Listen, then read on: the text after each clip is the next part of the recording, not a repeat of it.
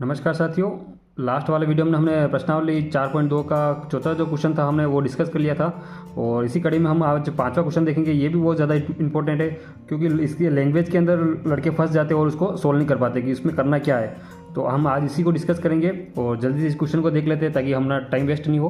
Question मैंने पहले से लिख रखा है।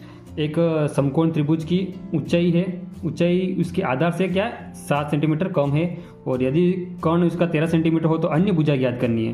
पहले इसको समझने के लिए हम एक कच्चा त्रिभुज बना लेंगे ताकि जल्दी समझ में आ जाए। समकोण त्रिभुज बोला ना यहाँ पे, तो हम क्या बनाएंगे, एक समकोण त्रिभुज बनाएंगे। यहाँ पर एक समकोण त्रिभुज बना के जो जो बोल रखा है वो यहाँ पर हम लिख लेंगे। सबसे पहले इन्होंने बोल रखा है कि समकोण त्रिभुज की ऊंचाई जो है उसके आधार से 7 सेंटीमीटर कम है।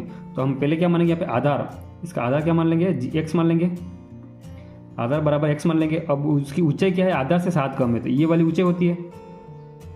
तो ऊंचाई क्या होगी, आधार से 7 कम, ये इसकी ऊंचाई होगी। ठीक है। अब आगे क्या बोल रखा है, इसकी कर्ण क्या देखा, ये वाला, ये कितना है 13 सेंटीमीटर, बस ये हमें दे रखा है। और हमें ये अन्य दोनों भुजाएं हमें ज्ञात करनी है। तो इसको करने के लिए हमें सबसे पहले पाइथागोरस प्रमेय उसका हमें यूज़ करना होगा। तो पाइथागोरस प्रमेय आपने छोटी क्लास में जरूर पढ़ा होगा, उसको हम डिस्कस कर लेते हैं। यहाँ पे लिखेंगे हम पाइथागोरस प्रमेय क्या होती है, कर्ण स्क्वायर बराबर आधार का स्क्वायर प्लस लंब का स्क्वायर, ये हमारी पाइथागोरस प्रमेय होती है। अब जो जो हमें वैल्यू दे रखी है वो यहाँ पर हम पुट कर देंगे।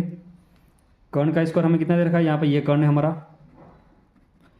कर्ण हम दे रखा है 13, तो यहाँ पर लिखेंगे हम 13 का स्क्वायर बराबर आधार कितना हमारा x है, हमने अभी माना x, तो यहाँ पर लिखेंगे x का स्क्वायर प्लस लंब कितना है, लंब जो ऊंचाई को हम क्या बोलेंगे, लंब बोलेंगे। तो इसकी वैल्यू दे रखी है x माइनस 7 का स्क्वायर, ये हमने सारी वैल्यू लिख दी। अब जो जो इसमें बोल रखा है वो हम यहाँ पे करेंगे। तो 13 का स्क्वायर कितना होता है 169, x का स्क्वायर x स्क्वायर।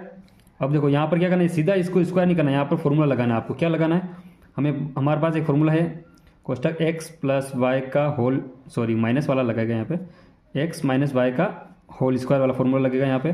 तो बराबर लिखेंगे x square minus 2xy plus y square, ये हमारा एक फॉर्मूला होता है। और इसमें इसके अंदर इसकी वैल्यू पुट करेंगे तो क्या आएगा, देखो सबसे पहले पद का स्क्वायर तो एक्स स्क्वायर रहेगा यहाँ पे, और माइनस 2xy तो माइनस 2x और y की वैल्यू क्या है 7, और प्लस वाई स्क्वायर का मतलब 7 का स्क्वायर। अब इसको सोल्व कर लेते हैं।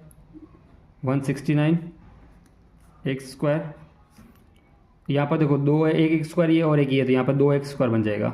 और ये इन तीनों का गुणा कराएंगे तो माइनस के 14x और 7 का स्क्वायर कितना होता है प्लस के 49। अब देखो ये हमने इसको चेंज कर दिया। अब क्या करना है, अब इस 14 को इधर ले आते हैं। 169 माइनस 49 बराबर 2x स्क्वायर माइनस 14x। इसके बाद देखो इसमें से घटा लगेगा तो यहाँ पर बचेगा 120 बराबर, अब इन दोनों में देखो 2 कॉमन आ रहा है, 2 इसमें कॉमन है 2 इसमें भी कॉमन है, तो 2 कॉमन निकालेंगे तो x स्क्वायर माइनस 7x। अब 2 का इसमें क्या करेंगे, डिवाइड दे देंगे ताकि हमारा इजी पड़ जाए। यहाँ पे मल्टीप्लाई हो रहा है ना, यहाँ पे आगे डिवाइड हो जाएगा, तो 120 में 2 का डिवाइड हो जाएगा और यहाँ पे आएगा एक्स स्क्वायर माइनस 7x। अब देखो 2 से कट गया 60, एक्स स्क्वायर माइनस 7x। अब यहाँ पे क्या करना है, 60 को इधर ले आते हैं और एक इक्वेशन बना देते हैं, एक्स स्क्वायर माइनस 7x और 16 इधर आए तो माइनस के 16 बराबर 0, ये हमारी एक इक्वेशन बन गई है। अब यहाँ से हम क्या करेंगे, इसका गुणनखंड करके इसको आंसर निकालेंगे। यहाँ पर कर लेता हूँ मैं, x square minus 7x minus 60 बराबर 0। अब देखो यहाँ पर क्या होना चाहिए, इसके बीच वाले के ऐसे 2 टुकड़े करने हैं आपको, जो घटाने पर माइनस के 7 बच जाए और मल्टीप्लाई करने पे 60 आ जाए।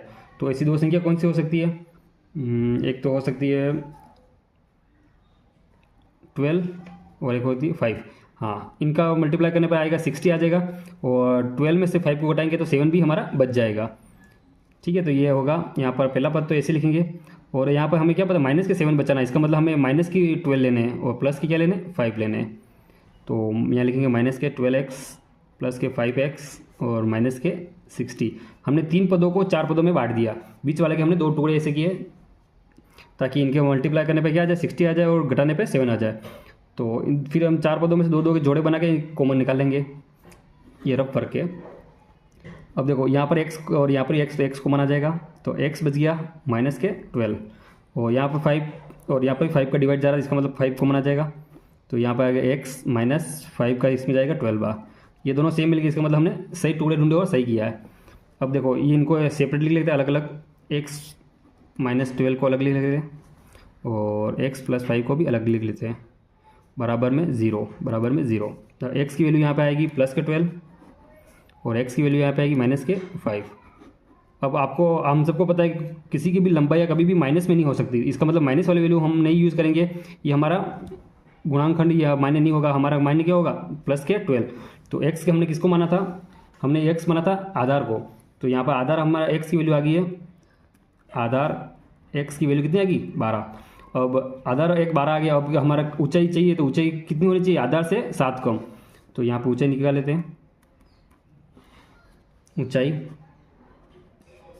क्या माना था हमने, x माइनस 7 माना था ना, तो x हमारी आई थी 12, तो 12 में 7 घटाओ कितनी आ गई 5, तो ऊंचाई आ गई अपनी 5, ऊंचाई 5 आ गई और आधार कितना आ गया 12, तो हमें अन्य 2 भुजाएं निकालनी थी, तो हमने दोनों निकाल ली।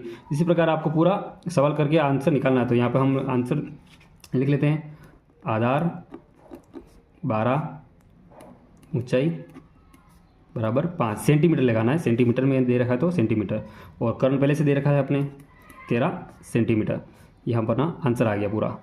इस प्रकार से आपको पूरा सवाल करना है, और आपको ये समझ में नहीं आया तो दोबारा इस वीडियो को देखिए, और अगर आपको कोई दूसरी प्रश्नावली पहले करनी जल्दी करनी है, कोई सा ऐसा क्वेश्चन लग रहा है आपको जो ज़्यादा टफ लग रहा है, तो वो हमारे वीडियो में ज़रूर कमेंट करें, ताकि उसको मैं पहले सॉल्व करूँ। आपके एग्जाम तक मैं पूरा कोर्स ज़रूर करूँगा, और सारे चैप्टर के अंदर जो भी इंपॉर्टेंट क्वेश्चन बन सकते हैं उनको मैं पूरा करूँगा, ये मेरा पूरा वादा रहा। और अगर आप नए हैं तो हमारे चैनल को जरूर सब्सक्राइब करें और कमेंट ज़रूर करें। धन्यवाद।